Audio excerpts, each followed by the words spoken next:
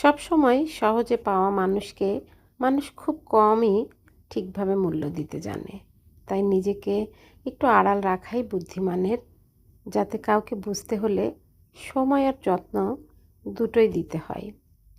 সব কথার উত্তর সঙ্গে সঙ্গে দেওয়ার দরকার নেই, বরং নিজের দায়িত্ব আর কাজ ঠিক রাখাই জরুরি। অন্যকে খুশি করতে গিয়ে নিজের গুরুত্ব ভুলে যাওয়া আসলে নিজের প্রতি অবিচার।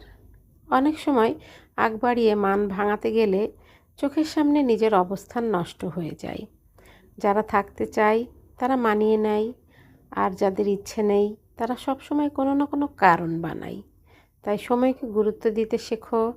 যা তোমার ক্ষতি করে তা আগেই থামাতে পারাটাই নিজেকে বাঁচিয়ে রাখার সবচেয়ে বড় সিদ্ধান্ত, নিজের মূল্য বোঝার শিক্ষা।